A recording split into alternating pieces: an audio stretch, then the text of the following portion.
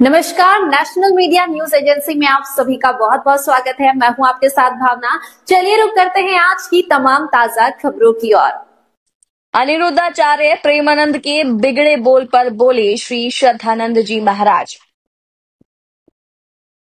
विश्व गुरु विश्व गौरव से सम्मानित कालजयी धर्मशास्त्र यथार्थ गीता के प्रणेता समय के तत्व दृष्टा महापुरुष अनंत विभूषित करुणा निधान परमहंस स्वामी श्री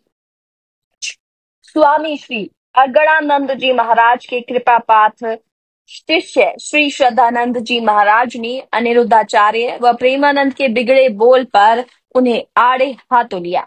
उन्होंने बताया कि हमारी सनातन संस्कृति ने सदा से नारियों का सम्मान किया है और भगवत प्राप्ति में नारियों को पुरुषों के बराबर अधिकार है। उन्होंने बड़े ही अनोखे अंदाज में नारियों के सम्मान में जवाब दिया। आइए जानते हैं उन्होंने क्या कुछ कहा। कैमरामैन राजेश तिवारी के साथ वरिष्ठ पत्रकार एवं चिंतक बाकीलाल निषाद प्रणव की रिपोर्ट।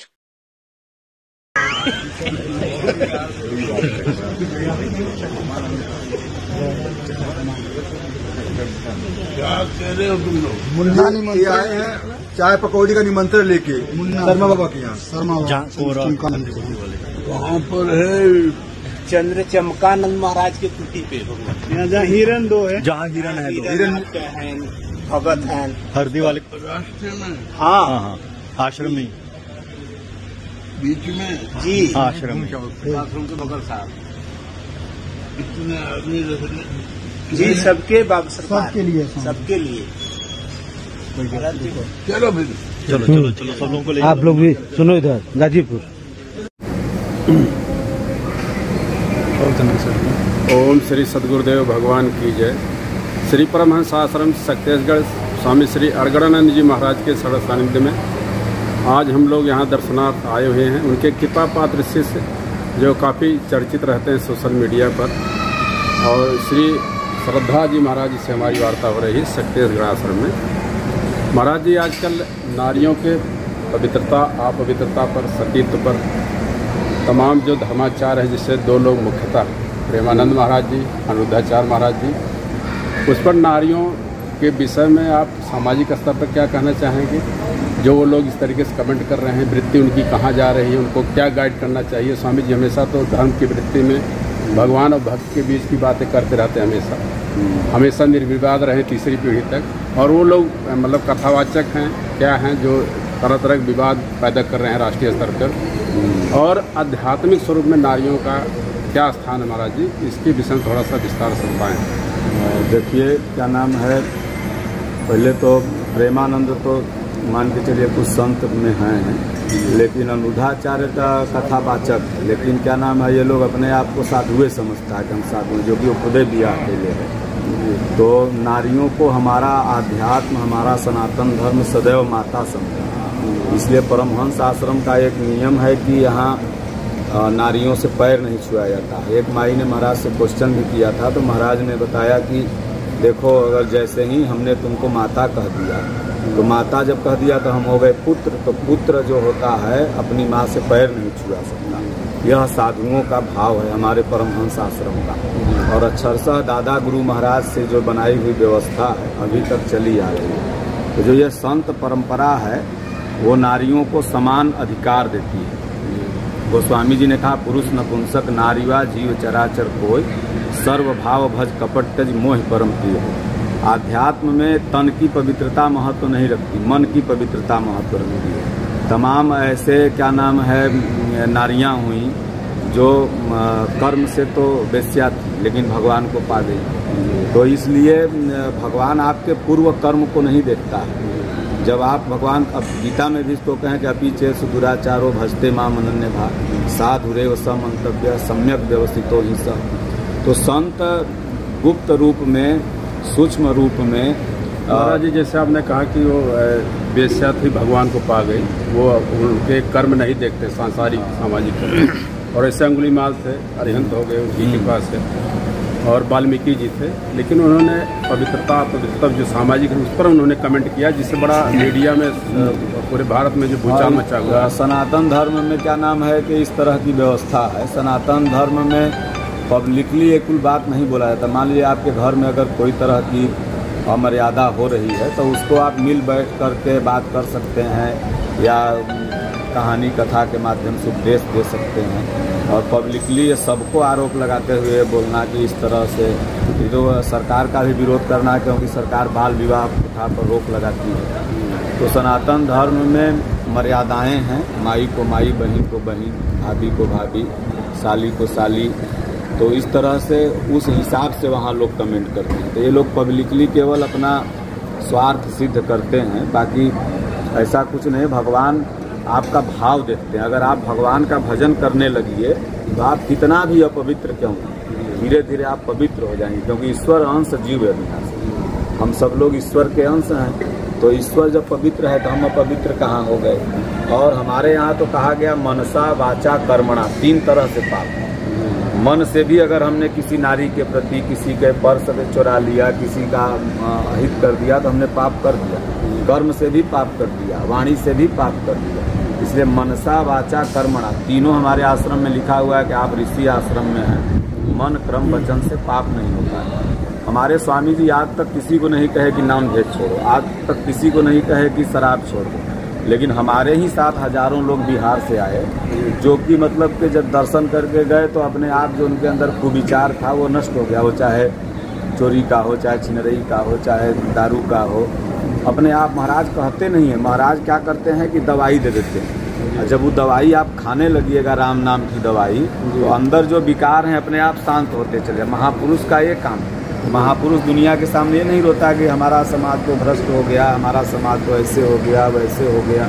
वो रोता नहीं है, बल्कि अगर महापुरुष के शरण में जैसे कि अंगुली माल गया तो भगवान बुद्ध ने क्या किया, उसको रोका कुछ नहीं, बस दवाई दे दिया। हाँ, मरा मरा जपने लगे वाल्मीकि मुनि, दवाई दे दिया नारद मुनि ने।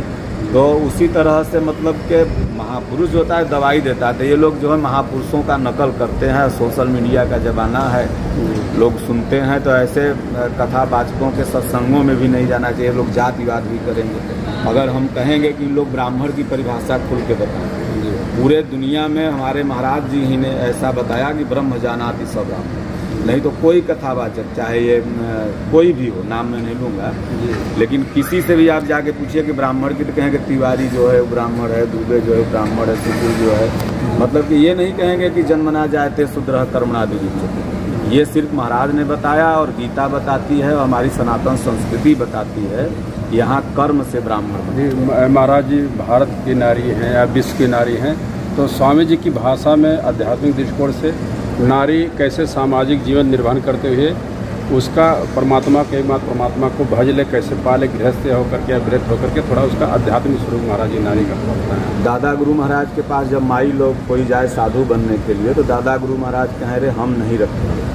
हम समझ रहे हैं कि तुम माई हो, लेकिन दुनिया ये समझेगी कि बाबा मेहरिया रखते हो। तो महाराज जी ने कहा कि जब मीरा की स्थिति आ जाए तब नारियों को घर छोड़ने का अधिकार। उसके पहले वो घर में रह करके अपने पति की, अपने बाल बच्चा का, अपने क्या नाम है समाज का, अपने घर का सेवा करते हुए रोटी बनाते, चौका करते, बर्तन धोते, राम राम चाहे ओम ओम जो महामंत्र है इसका अपना स्मरण करती रहे।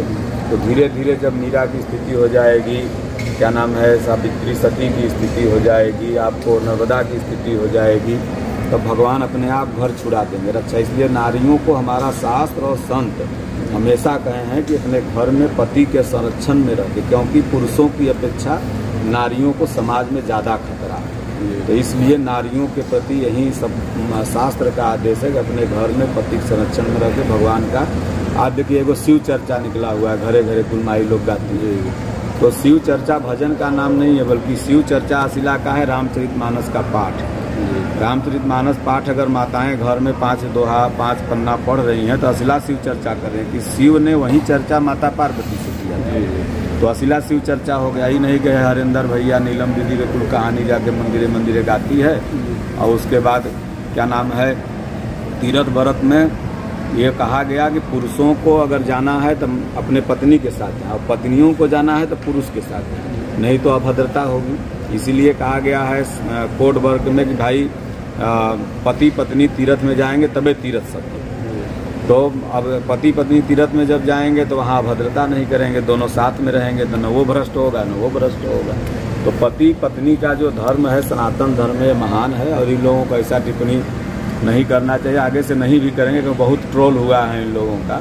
हमने भी कई जगह ये प्रश्न सत्संग हुआ था पटना में, वहाँ आया, आश्रम में भी आया, तो हमने बताया कि ये लोग भाई खुद अभी नहीं, हम 25 साल में रही बात, तो 25 साल में तो आप पता करिएगा कि अनिरुद्ध तिवारी नाम है उसका, अनुराधाचार्य का, तो तिवारी है, तो उसका खुद ही 25 साल में दिया हुआ, तो वो नियम उसके लिए भी लागू हो जाएगा।